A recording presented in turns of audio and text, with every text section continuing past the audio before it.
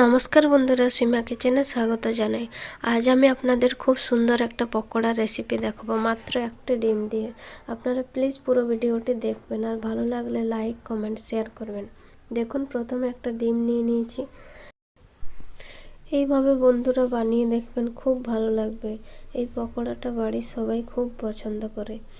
এরপরে দিয়ে দিলাম পেঁয়াজ কুচি, লঙ্কা কুচি আর দেবো বেশ কিছুটা বেসন।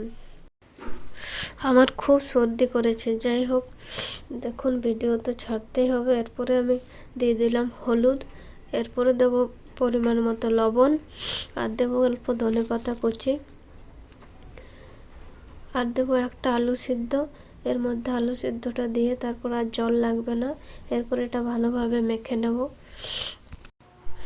আমি এখানে জল দিইনি। আপনাদের যদি বেসনের পরিমাণ বেশি হয় তাহলে অবশ্যই একটু জল দিয়ে হালকা করে মেখে নেবেন।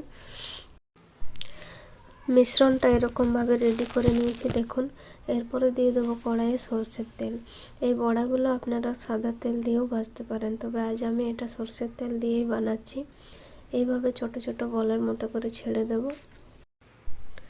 এই বড়াগুলো মিডিয়াম আঁচে উল্টে পাল্টে ভালো করে ভেজে নিতে হবে, তাহলে ভেতর থেকে কাঁচা থাকবে না, খুব সুন্দরভাবে হবে।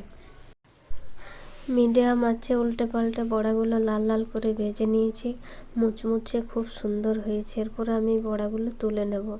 এই পকোড়াগুলো বানানোর জন্য বেশি তেল প্রয়োজন হয় না। এরপর আবারও কিছুটা আছে, এটা তেলের মধ্যে ছোট ছোট বলের আকারে দিয়ে দেব। দিয়ে এগুলো একইভাবে আমি লাল লাল করে ভেজে নেব মিডিয়াম আঁচে।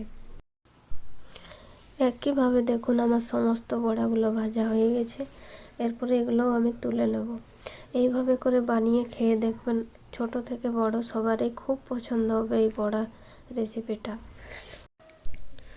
দেখুন বন্ধুরা, আমার সমস্ত পকোড়াগুলো ভেজে রেডি করে নেওয়া হয়ে গেছে। এখন আমি ভেঙে দেখাচ্ছি ভেতর থেকে কতটা সুন্দর হয়েছে।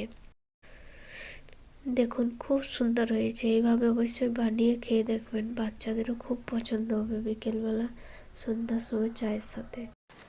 দেখলেন তো বন্ধুরা পকোড়াগুলো কত সুন্দর হয়েছে। যদি আপনি ফেসবুক থেকে রান্নাটা দেখছেন তো পেজটি ফলো করবেন, আর যদি ইউটিউব থেকে দেখছেন তো প্লিজ সাবস্ক্রাইব করবেন। ধন্যবাদ।